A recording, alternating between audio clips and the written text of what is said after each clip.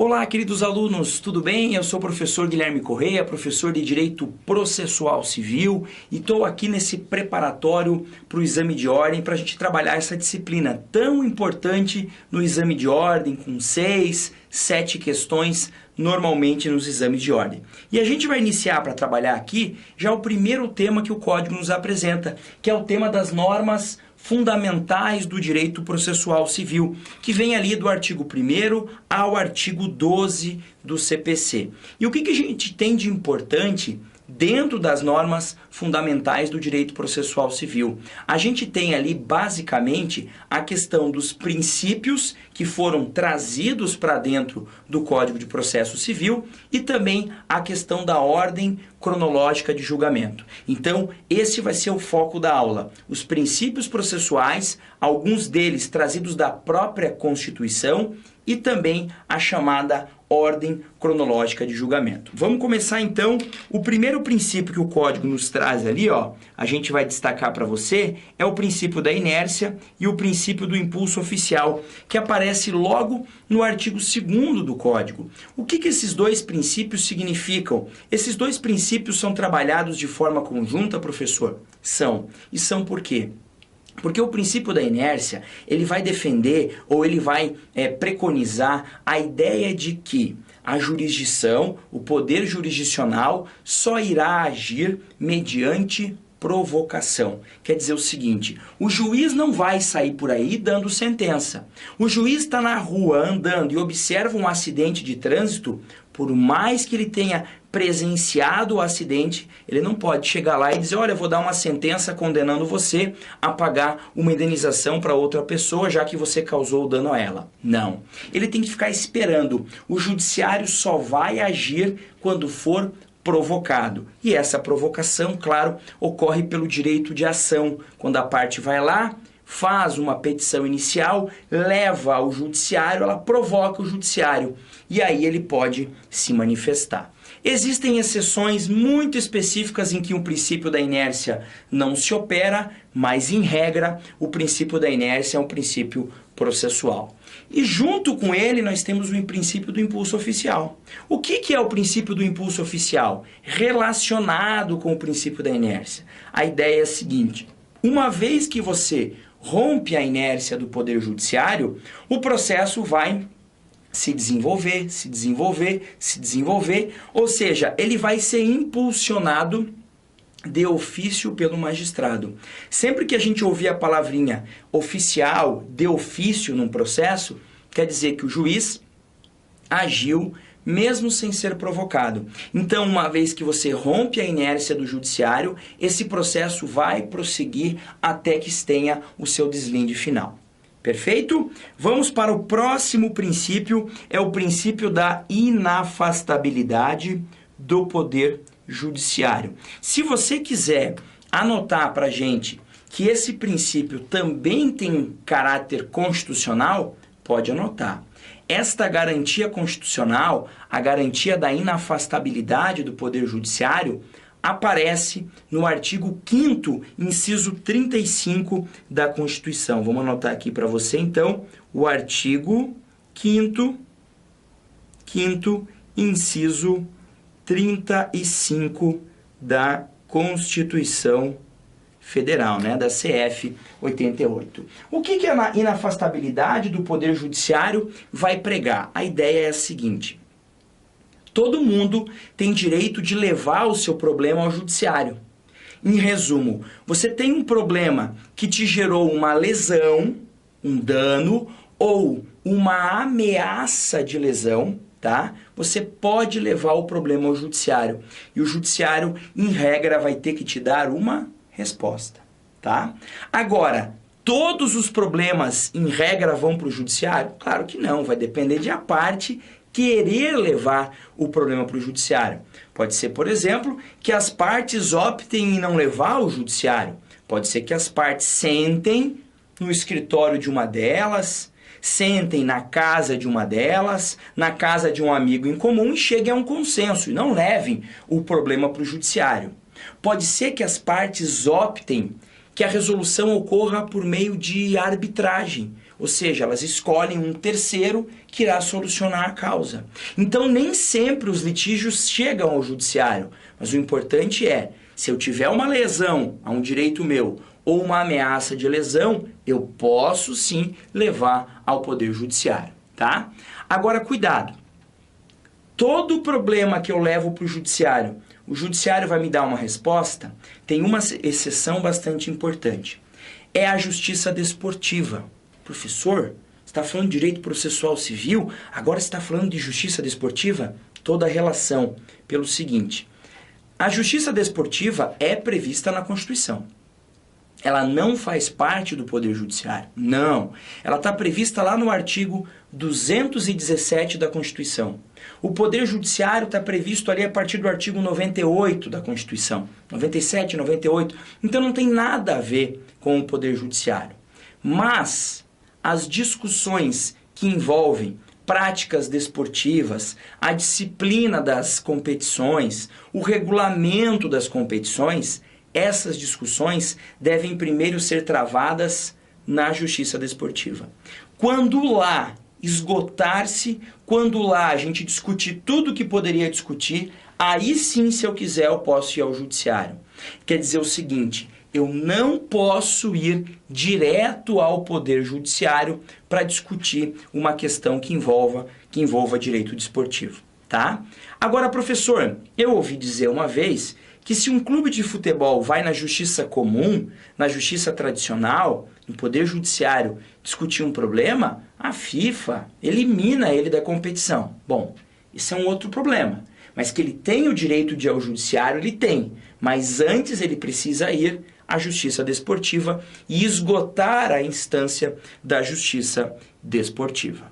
Beleza? Passando isso, mais uma sequência de princípios que a gente traz para você. Olha ali. O próximo, razoável duração do processo. Está lá no artigo 4º do CPC. Uma dica que eu te dou nas aulas, quando você assistir, sempre esteja junto com você com um código, com um vademecum ou com a página da internet ali aberta para você consultar o dispositivo. Sabia que quando você estuda junto com o código, você tende a memorizar com mais facilidade, porque você ouve eu falando e lê ao mesmo tempo. Então, digamos que você tem dois sentidos atuando ao mesmo tempo para você memorizar. Então, sempre os artigos citados aqui, quando eu menciono, se for o caso, pausa a aula, dá uma lida, ou no final da aula dá uma lida no dispositivo para realmente conferir o que foi dito, até como um meio de revisão da disciplina. Olha o que diz o artigo 4º. Esse artigo eu vou ler junto com você. As partes têm o direito de obter em prazo razoável a solução integral do mérito, incluída a atividade satisfativa. Então, a grande sacada desse princípio é essa razoável duração aí, ó, que eu fiz questão de destacar, enchi de canetinha vermelha ali. Por quê? Gente, não faz sentido você ter um processo que dure 30, 40 anos. Não, professor, que exagero. 10 anos muitas vezes não faz sentido. Eu preciso que o processo tenha uma tramitação, um prazo de tramitação razoável. Agora, o que é um prazo de tramitação razoável? Não sei te dizer, tá? A lei não vai ter um tempo. Não é 1, não é 2, não é 3. Pode ser que 1 ano seja muito tempo, a depender do processo. Imagine que seja um divórcio consensual, sem filhos e sem bens. Um casal que casou na força da paixão, morava de aluguel, não tinha carro, 6 meses resolveu divorciar. Não tem nada em comum, patrimônio deles, nada. Não tinha nem televisão na casa. Cada um tem um celular e as roupas do corpo. Carro não tem, casa de aluguel, não tem filho. Um divórcio consensual desse, caso vá ao judiciário, não precisa ir, mas caso vá, tem que acabar em 1 semana. Não pode demorar 1 ano. Agora, imagine um divórcio ou um inventário que tenha 30 herdeiros, um inventário. Não há acordo sobre nada. Um patrimônio gigantesco a inventariar. Um ano, claro que é pouco tempo. Talvez 5 anos seja pouco tempo. Então, a razoável duração não tem uma fórmula exata, né? O que muitos dizem é que para que se tenha razoável duração, eu preciso combater, eu preciso acabar com os chamados prazos mortos. Aqueles prazos em que nada acontece no processo. Agora, o que eu mais destaco desse princípio aqui é a parte final do dispositivo que diz, incluída a atividade satisfativa. Por que que eu digo isso? Pelo seguinte, não adianta eu te dar uma sentença em 6 meses e você demorar 8 anos para conseguir receber. Quando ele fala em atividade satisfativa, ele fala em execução, em cumprimento de sentença, em pegar o que está na sentença e transformar em algo efetivo para mim. Não adianta você dizer que eu tenho direito de receber R$100 se eu não tenho os R$100 no meu bolso. Eu quero ter o direito de receber, mas eu quero efetivamente receber. Então essa razoável duração, ela também tem que incluir, ela também precisa se preocupar com essa chamada fase ou atividade satisfativa, que é o momento em que você, além de ter o direito, consegue efetivar, consegue transformar esse direito. Então, quando ele fala em atividade satisfativa, também com razoável duração, o que ele quer dizer é que a fase de cumprimento de sentença também deve ter uma duração razoável. Beleza? Tranquilo? O próximo princípio que a gente tem ali, ó, dá uma olhadinha lá, lealdade e boa-fé processual. Artigo 5º. Esse é um princípio mais relax e é um princípio meio senso comum, né? Não me parece que alguém pensaria que o código iria incentivar que as pessoas falassem assim, dentro do processo vale tudo. Até naquela luta que chama de vale tudo, não vale tudo, né? Tem algumas regras. Então, óbvio que o processo, as partes devem se comportar com boa fé, com lealdade processual. Isso é um processo. Não é uma briga de vida ou morte, né? Eu não vou querer ganhar, quer dizer, querer ganhar eu quero, mas eu não vou obter a vitória a todo custo, né? Então, o processo, ele trabalha com a ideia de lealdade e boa-fé processual. E claro, quando eu falo em lealdade e boa-fé processual, eu preciso lembrar das chamadas punições àquele que litiga de má-fé. Tá? Então esse é o ponto que eu destaco. Quando eu digo que o processo deve as partes se comportar com lealdade, com boa-fé processual, eu estou dizendo partes não litiguem de má-fé. Beleza? Próximo princípio, esse sim, uma novidade, pelo menos do ponto de vista legal, é o princípio da cooperação. Tá? O princípio da cooperação, alguns autores defendem que esse princípio que está no artigo 6º do Código, ele prega, ele sugere que as partes uma coopere com a outra, tá? Tem até alguns professores que falam, é um processo que todos estão de mão dada. Claro que não é isso, né? Até porque o autor, ele vai cooperar para o processo na medida daquilo que lhe interessa e o réu da mesma forma. A cultura do litígio existe no Brasil. Então é óbvio que num processo judicial, por exemplo, eu, além de professor, sou advogado. Se eu chegar para o meu cliente e disser, é o seguinte, o réu está com alguns problemas no processo, vamos ajudar ele um pouco? Claro que não quer ajudar. Eu estou pagando você para me ajudar e não para ajudar esse cara aí. Eu quero mais é que ele se dane, eu quero mais é que ele se ferre.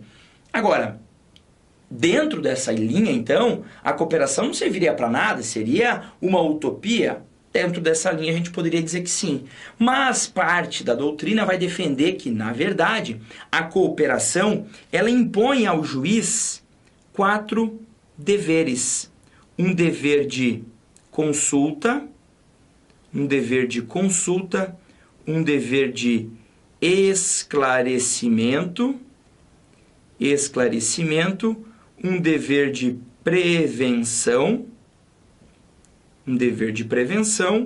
e um dever de auxílio. Um dever de consulta, um dever de esclarecimento, prevenção e auxílio. O que é isso? O juiz, dentro do processo, ele sim tem o dever de cooperar com as partes e até muitas vezes solicitar essa cooperação. Então, o juiz fala assim, eu vou decidir um negócio aqui. Mas antes de decidir, consulte o autor, consulte o réu, dialogue com eles, né? A ideia desse amplo contraditório. Esclarecimento. Muitas vezes o juiz, não dá ganho de causa para o autor porque simplesmente não consegue entender muito bem o que o autor disse, certo? Certo.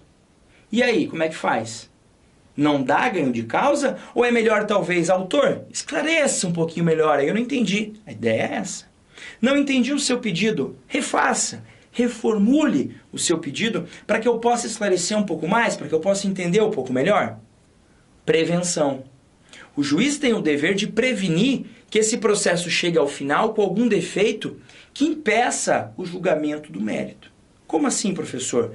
Imaginem que tem um defeito nessa petição inicial do autor. Se não corrigir esse defeito agora, pode ser que lá na hora de sentenciar, o juiz perceba, ixi, com esse defeito não dá para sentenciar, então eu vou extinguir o processo. Pô, extinguir o processo? Sem resolver o mérito? Por que não mandou corrigir lá no início? Esse é o dever de prevenção. E o dever de auxílio? É o dever de auxiliar as partes para que elas possam, digamos assim, passar por obstáculos que existam no processo. Então, vou dar um exemplo clássico. O credor, o autor, desculpe, da demanda, ganhou.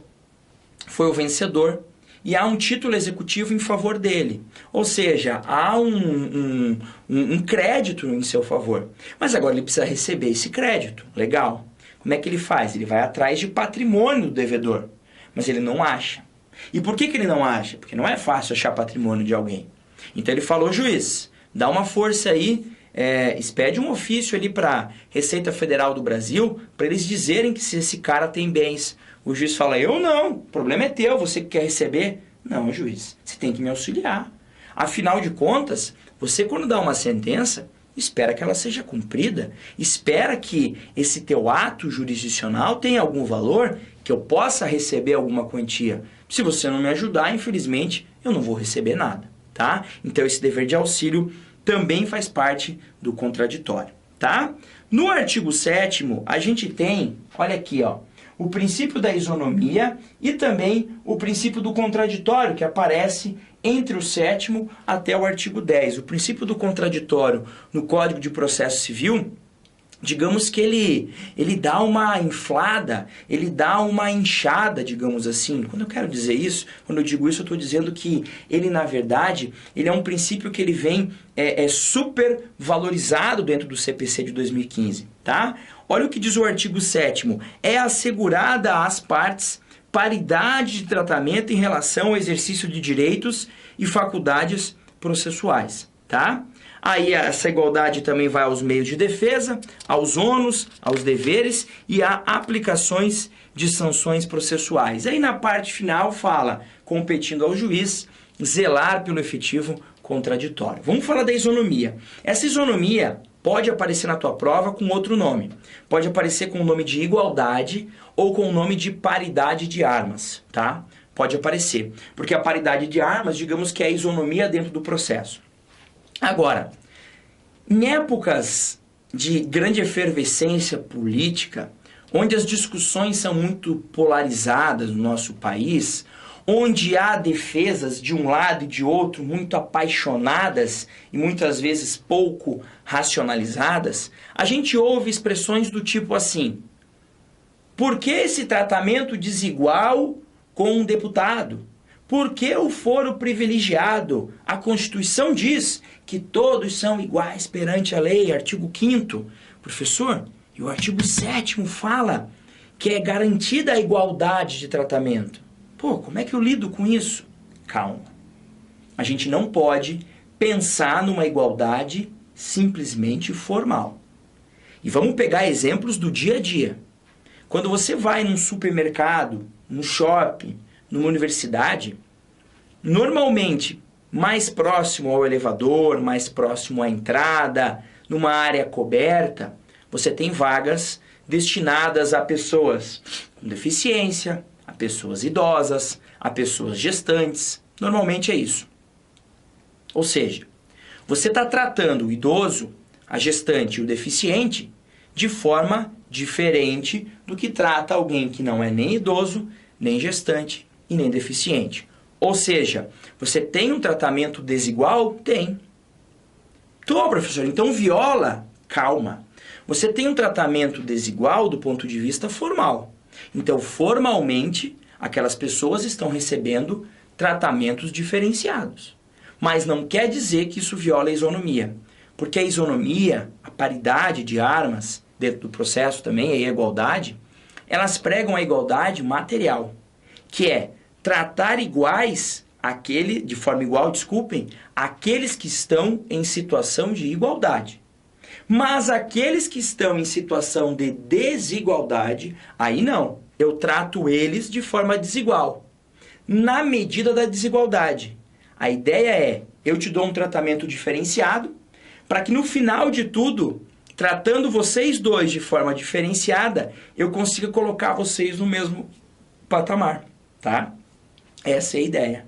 Então, quando eu dou uma vaga preferencial ao deficiente e não dou uma pessoa que não tem deficiência, é dizendo o seguinte, o deficiente parando mais perto em razão da dificuldade de locomoção que ele tem, ele vai conseguir chegar ao mesmo tempo no destino do que aquela pessoa que está um pouco mais longe, mas não tem a deficiência.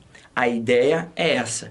Então, o que você precisa gravar desse princípio é que a igualdade e a isonomia devem ser do ponto de vista material. Eu trato de forma igual os que estão em igualdade de condições e de forma desigual os que se encontram em desigualdade, tá? Seguindo o princípio do contraditório, tá? Muitos doutrinadores vão dizer que contraditório e ampla defesa se confundem. E para grande parte, essa distinção não faz-se muito necessária. Para o teu exame de ordem, não vamos se preocupar com isso. Para o teu exame de ordem, o que você precisa focar é que o código criou a figura do chamado contraditório estendido. Isso não está escrito na lei, mas esse é o posicionamento doutrinário dominante. O que é o contraditório estendido? O juiz, antes de decidir, pelo menos em regra, sempre deve ouvir as partes. O juiz, antes de usar um fundamento novo, deve dar oportunidade para as partes se manifestarem sobre esse fundamento novo. O juiz, ao reconhecer uma matéria de ordem pública, por exemplo, a prescrição, antes de reconhecer, ele deve ouvir as partes. Em resumo, veda-se, proíbe-se, pelo menos em regra, as decisões surpresa. Quero dizer o seguinte, você não pode mais, no sistema do novo CPC, ter uma decisão desfavorável a você sem que você tenha se manifestado sobre o fundamento que o juiz utilizou. O juiz não pode chegar e falar assim, olha, processo venha para mim para eu dar uma analisada em alguma questão processual. Eu falo, ixi, falta a condição da ação, vou extinguir. Não, antes intima autor, intima réu, para que se manifestem sobre a presença ou não das condições da ação. Manifestaram-se? Agora sim o juiz pode extinguir ou não, tá? Claro que essa regra comporta exceções. As exceções, e eu peço que você dê uma lidinha depois, parágrafo único do artigo 9º, só que eu vou destacar uma delas que é a mais importante. As tutelas provisórias, tá? As tutelas provisórias, aquelas famosas liminares, sejam tutelas antecipatórias ou cautelares, elas podem ser concedidas sem que o réu seja ouvido, tá? Isso é uma exceção à necessidade de sempre se ouvir as partes antes de dar uma decisão. Agora, claro, eu não estou dizendo que eu não terei contraditório quando o juiz concede uma tutela provisória. O que eu estou dizendo é que eu vou ter, mas não é um contraditório prévio. Primeiro o juiz decide e depois dá a oportunidade para que a parte contrária possa falar. Beleza? E aí, voltando aqui, o último ou os dois últimos princípios que a gente tem, além do contraditório, publicidade e eficiência, que aparecem ali no artigo 11. O que diz o artigo 11? Todos os julgamentos dos órgãos do Poder Judiciário serão públicos e fundamentadas todas as decisões. Na verdade, não é publicidade e eficiência, foi um errinho aqui. Publicidade e fundamentação. Publicidade e fundamentação. Pensei uma coisa e escrevi outra. Fundamentação você pode chamar também de motivação. Quer dizer o seguinte, o processo é público. Então eu preciso saber o que acontece num processo judicial.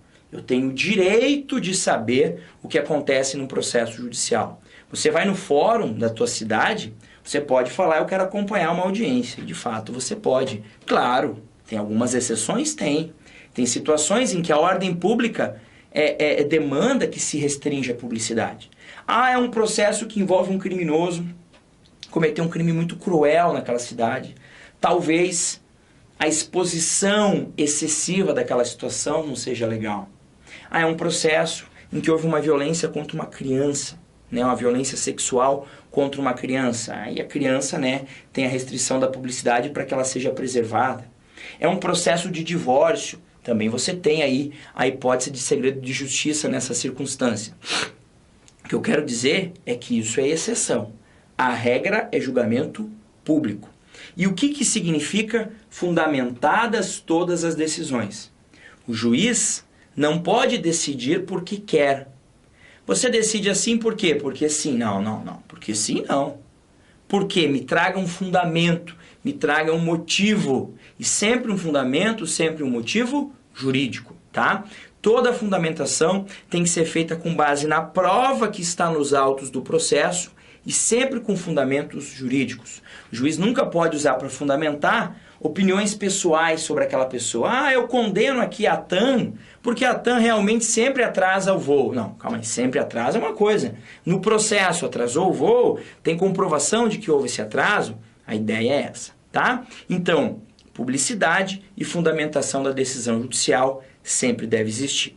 E para a gente fechar essa aula de normas fundamentais do processo, a gente tem lá o artigo 12 desse Código de Processo Civil. Talvez o artigo que tenha causado um grande furor, uma grande confusão. E aí eu já te dou um primeiro alerta. Este artigo aqui, ele recebeu uma certa alteração, mesmo antes de o código entrar em vigência. A lei que alterou esse artigo, eu vou escrever aqui na tela para você, é a Lei 13.256 de 2016. Então, 13.256 de 2016.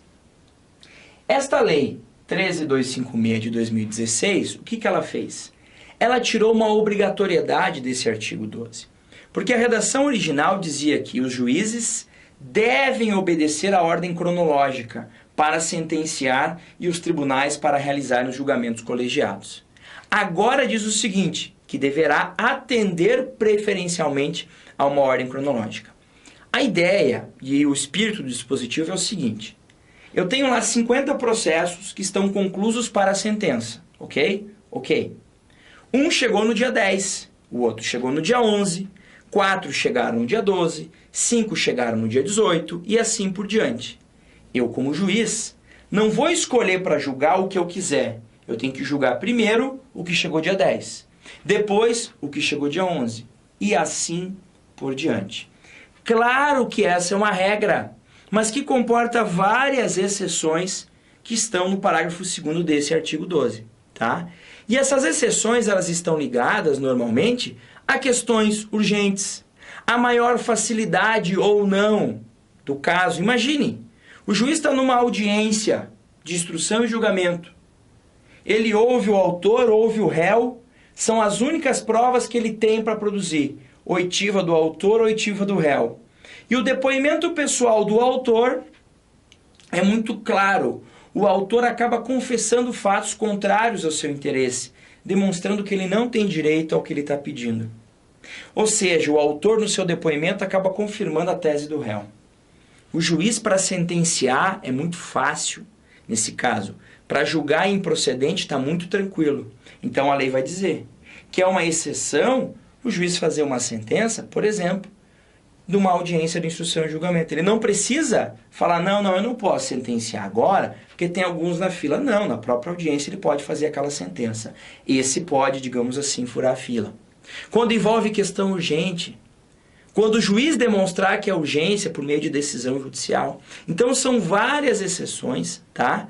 É claro, é difícil a OAB cobrar cada uma dessas exceções, por isso a gente não vai entrar nesse aspecto, mas o que eu quero destacar com você é a redação do artigo 12, que não obriga que se siga, diz que se atenderá preferencialmente essa ordem, tá? Então, eu coloquei ali essas exceções para você saber que existem, mas é evidentemente que decorar essas exceções é um trabalho desnecessário para o exame de ordem, porque são muitas exceções. Então, o que eu quero que você destaque nesse ponto é que há uma regra de que se julgue de forma preferencialmente seguindo a ordem cronológica de conclusão nas sentenças e nos acórdãos, mas que existe um rol bastante grande de exceções. Beleza? Tranquilo.